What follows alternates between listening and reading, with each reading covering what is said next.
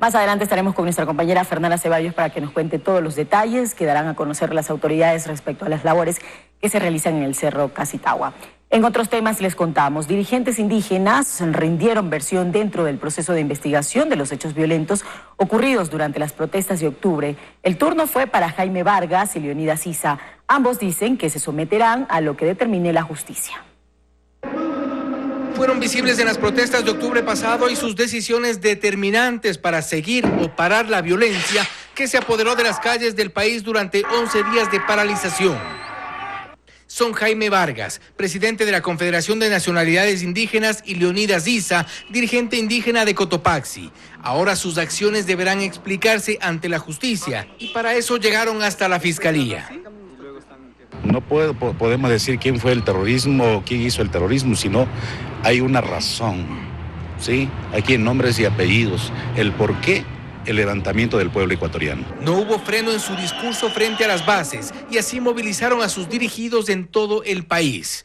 Hoy dicen que van a colaborar con la justicia, que no son responsables de la violencia y sobre los excesos de la protesta, prefieren endosarlo al gobierno. El primer exceso es que el presidente de la República tomó decisiones en contra del pueblo ecuatoriano. En consecuencia, tiene que haber un primer grado de responsabilidad de los que conducen este país. Se amparan en el que llaman derecho a la resistencia. La justicia ecuatoriana que diga cuál es el nivel de responsabilidad. Mientras tanto, nosotros no podemos aceptar, nosotros tenemos el estado de inocencia. Esperaremos del proceso judicial.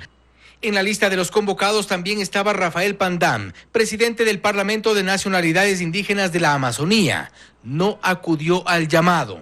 No obstante, los dirigentes indígenas que llegaron a rendir su versión dentro de este caso se enfrentan también a otros procesos de investigación, que igualmente tienen que ver con los actos violentos de octubre del 2019. Aparte de este caso en el que se investiga la supuesta instigación al sabotaje y terrorismo, se investiga el supuesto terrorismo, secuestro y delito de odio. Procesos derivados de denuncias particulares de investigaciones en las que trabaja Fiscalía para determinar quiénes y cómo desataron la violencia de una protesta que tuvo graves consecuencias. En Quito, Fausto Yepes, 24 horas. 6 de la mañana con 10 minutos. La ministra de Gobierno, María Paula Romo, asegura que el informe de la Comisión Interamericana de Derechos Humanos sobre las protestas de octubre está sesgado. Romo cree que es necesario que se investigue quiénes son los responsables del vandalismo y de la violencia.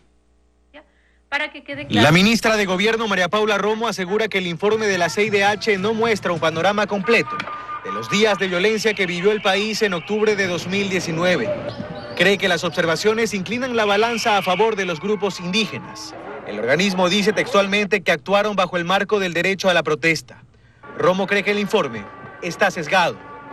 No es posible tener este sesgo pensando que hay un único sector que fue afectado o un único sector incluso que estuvo involucrado en las protestas, ¿no es cierto? Porque no es así, es más complejo el escenario, pero por supuesto con una visita de 3 días tal vez esto no se alcanza a mirar y se privilegió un enfoque que creo que es solamente un pedacito de todo el cuadro. La ministra asegura que en el informe no se aclara el contexto en el que fallecieron 10 personas, cifra otorgada por la Defensoría del Pueblo.